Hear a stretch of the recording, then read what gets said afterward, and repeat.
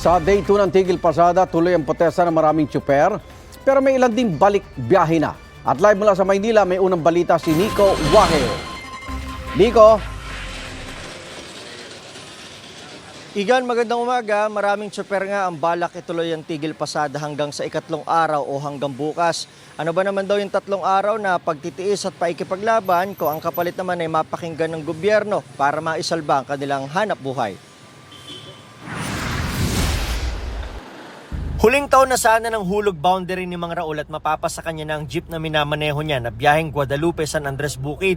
Ang kasunduan daw nila ng operator niya, basta araw-araw na 700 pesos ang boundary na ibibigay niya sa loob ng 3 taon, magiging kanya na ang jeep. Kaso nagka-pandemic at inabot na siya ng 6 na taon sa paghuhulog. Ayaw ni Mang Raul na mapunta sa wala ang ilang taong binuno niya para magkaroon ng sariling jeep. Kaya isa siya ngayon sa sumasama sa Tigil Pasada bilang pagtutol sa PUV Modernization Program ng pamahalaan. Wala naman kami pang ano nun. Mahal naman kasi, imbis na ako. Magkakaroon na sana akong jeep kasi hulog boundary ko to eh. Wala pa kung sakaling ipalit nila yung modernization. Sayang lang yung pinaghirapan. Sa ilang taon. 4 pa raw ang nag-aaral na anak ni Mang Raul at ang jeep lang niya ang katuwang para mapagtapos sa mga anak niya. Tulad ni Mang Raul, balak ding ituloy ni Robin hanggang sa ikatlong araw ang strike. Tiis-tiis na lang daw muna.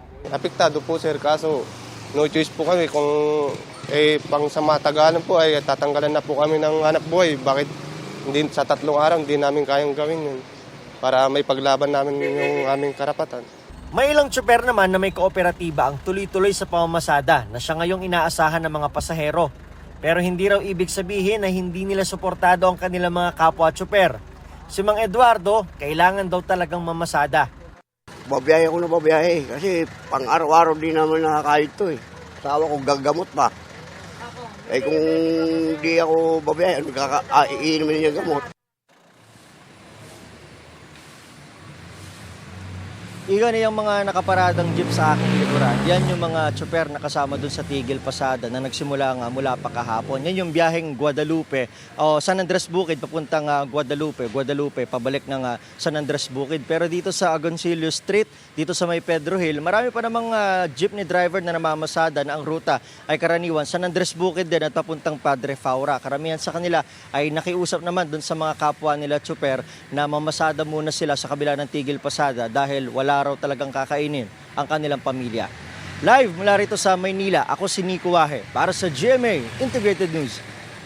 Igan, mauna ka sa mga balita. Mag-subscribe sa GMA Integrated News sa YouTube. Sa mga kapuso abroad, subaybayan nyo kami sa GMA Pinoy TV at sa www.gmanews.tv.